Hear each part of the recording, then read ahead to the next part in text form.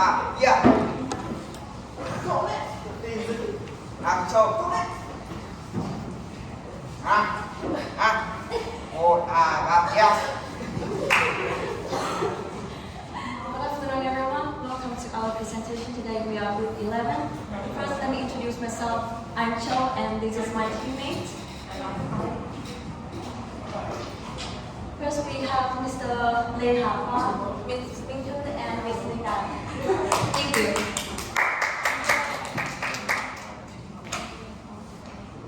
I remember when I was lived in Germany and studied there for almost 3 years. I feel really independent because I live far away from my parents and I can do anything I want.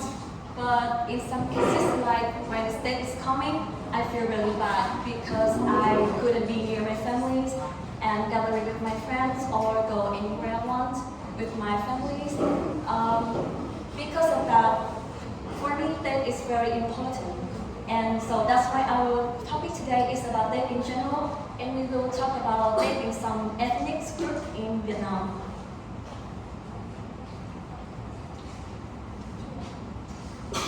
So our presentation today concludes 5 parts: the concept of Tết and the meaning of Tết.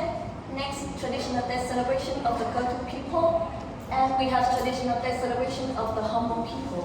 And next, we have traditional Tết celebration of Khmer people, and the last one is conclusion. So our presentation will last at least 15 to 20 minutes. And if you guys have any questions, please let us know at the end of the presentation. First, we have the concept and meaning of Tết. Tết is a Vietnamese custom, and it is very familiar to all the people for thousands of years. Second, the time when heaven and earth harmonize together. That is the time when people come closer to God and their ancestor. We also expressing respect to the gods and hope a new year will come happy and smooth.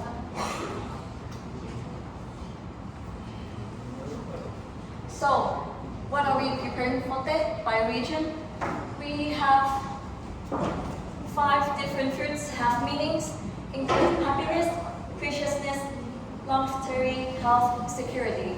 And each side we have the different fruit trade. Like the northern fruit trade will symbolize growth as we look for banana, a chili, pear,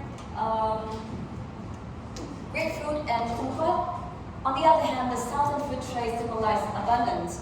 Like we conclude a papaya, coconut, custard apple, mango, and fig. All that means of wishing for a new year, just engage prosperity.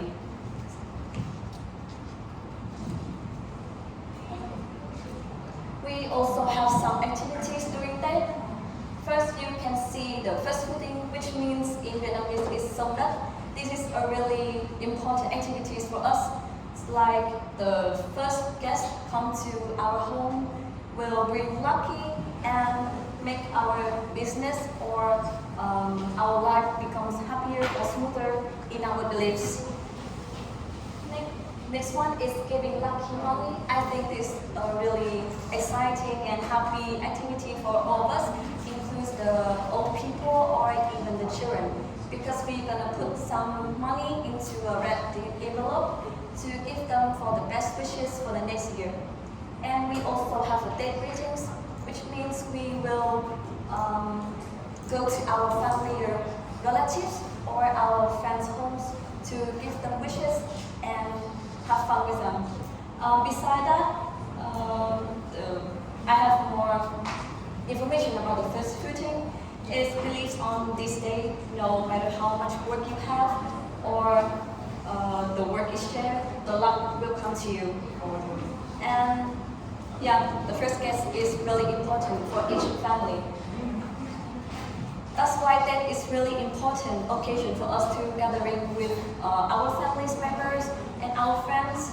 And each family has its own way to celebrating and enjoying Tết, especially for the ethnic groups in Vietnam also. They have its own way to celebrating and enjoying Tết. So let's move to the next part. Mr. Lê Hà Hoa will tell you Tết in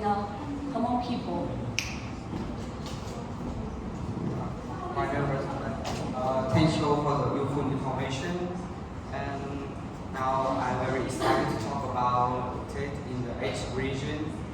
And first is will be the quite popular ethnic in the north of Vietnam, which is the Hmong ethnic. And I'm very excited to talk about the preparation of it in here. A few days before the trip, like 28, 29, and 13 November, the Hmong family will clean and decorate their house to sweep away the bad luck and welcome the luck. And they also decorate the ancestral altar to honor their heritage. And all the tasks will be done together to strengthen the family bond. And one very useful information that the preparation in here is symbolized for the responsibility, the respect for their ancestors, and the family duty.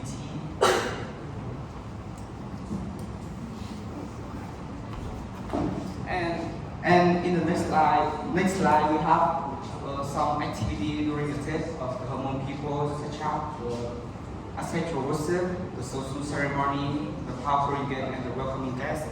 And for the first one is ancestral worship. The Hmong people show the deep respect for their ancestors by decorating their altar with a unique offering. And they believe that the ancestral spirit will protect them from the bad luck and bring back the good opportunity for them. And the next one is the social ceremony. This ceremony is held on the last day of the lunar month of November. And this ceremony is held to farewell the old year and welcome the new. And at this ceremony, the family in the Hmong village will participate together in the ritual or the festivities to participate in the festival or strengthen the social community in the village. And in the tent in here, there are a lot of games like power throwing, which is the boy will throw the power to the bird they're interested in. And the activity like this will enhance the community bond. And the last one is welcoming guests. The Hmong people is very friendly, so they are warmly welcome the visitor with the traditional food and gift because they believe that the guests coming here is bring back the good opportunity for them for the ahead year. And so that is all the activity during the trip of the Hmong people. And now I would like to ask Ms. to talk about the trip in the Hmong people. So the ethnic people is quite strange to you guys, but their traditional is also very interesting. So I'm really excited to tell you guys about traditional celebration of the Cơ Tu people. In addition to celebrating that like Khmer people, they also have Black Grand Death, which is very interesting and very important, open to celebrate after the harvest.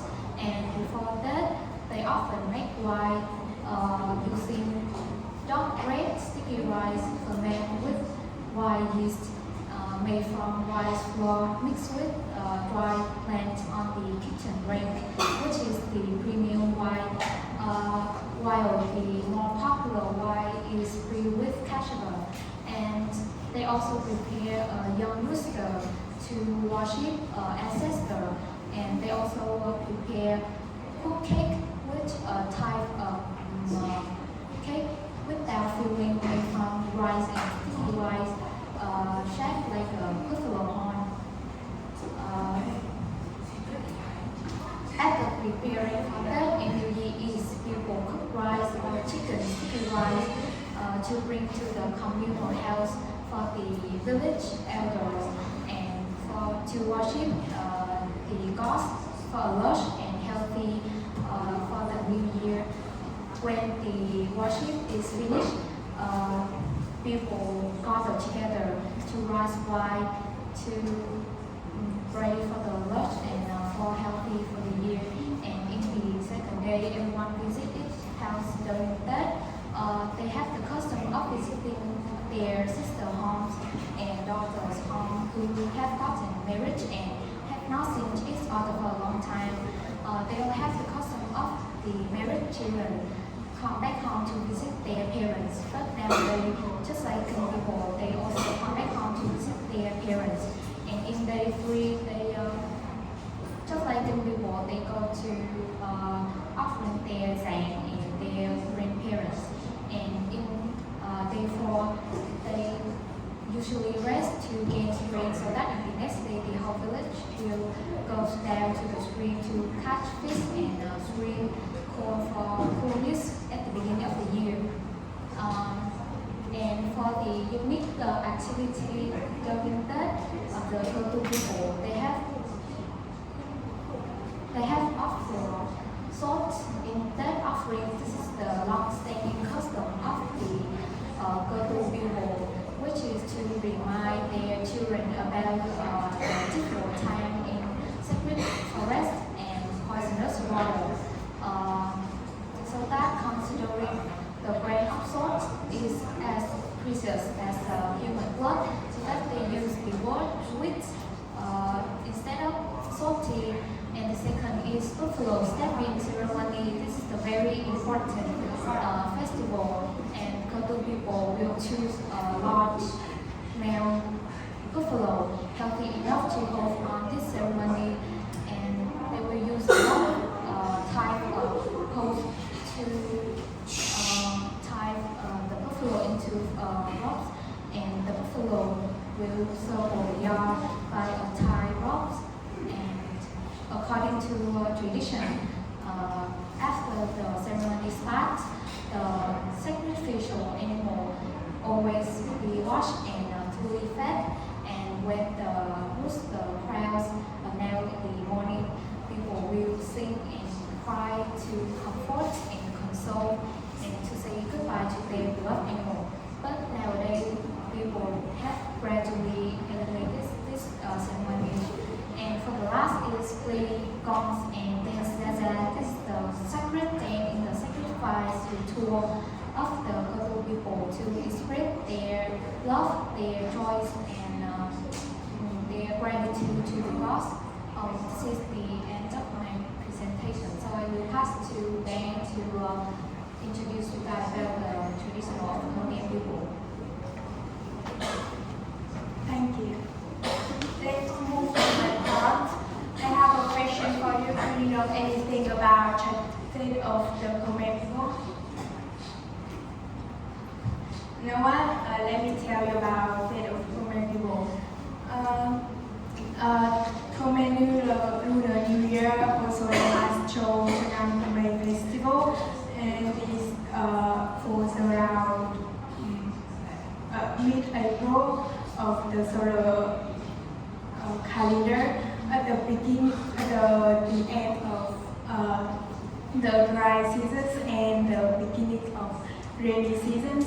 And previously, the festival lasted from 10 to 15 days, but nowadays it just only takes place for 3 days. On the first day, called New Year Eve, on this day, people will hold ancestral offerings, worship gods, and organize fun activities. Next day is called ceremony of offering rice and building sand mountains. Khmer people perform ritual to commemorate their ancestors, pray for their salvations, and bless for their families. And the last day is that called Day of Visits and New Year Wishes. This is the day people visit their friends and families, wish each other a happy new year with the hope that a happy new year will bring their luck for their families and communities. This is a festival to unite the community and families, pray for luck, health, and prosperity, It also starts an optimistic and favorable new year. Khmer people have some activities during the holiday. First is home decorations. Each family will decorate their home with fresh flowers or lucky items such as small dolls or images of gods. And the purpose is to create a happy and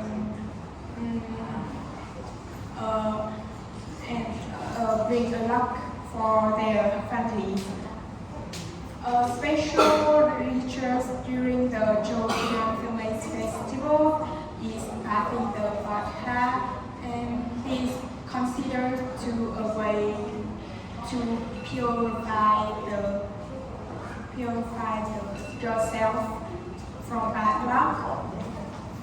And finally is welcome about the Thevoda. People believe that Thevoda is a god sent by the heavens and will take care of the people. And at the end of this time, new God will come and new God will come and replace them. So people will have to hold 3 times to set off a new Thevoda and welcome a new Thevoda. No festival is complete without traditional games. And Khmer also have some traditional games like folk game, including dancing duke, roham, ravong, and tug of war. About the cuisine, similar to Vietnamese too. Bánh tét is one of an indispensable dish for Khmer people.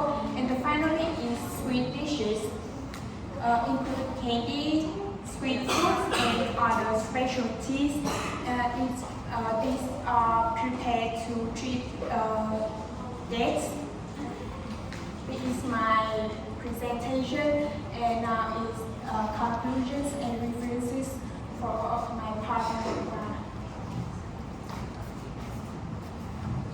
Well, this is not only an opportunity for people to have fun, bring God and wish for new years, but it's a special event that people can sit down, huddle together, and talk about what they did in the past year, what they missed, and what they want to do next. And this was a time for people to educate the children or the grandchildren for what is you in their life. It's all about our presentation. So if you have, I will say if you have a question or just ask us. Thanks for listening.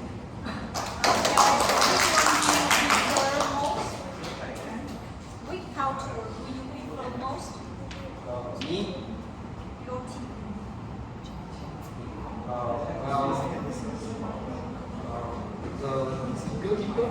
The ethnic that I remember is my ethnic Hmong because they have activity that were among the best. I think that's very good activity that they can advertise for the people about that activities and they can come to visit and experience the activity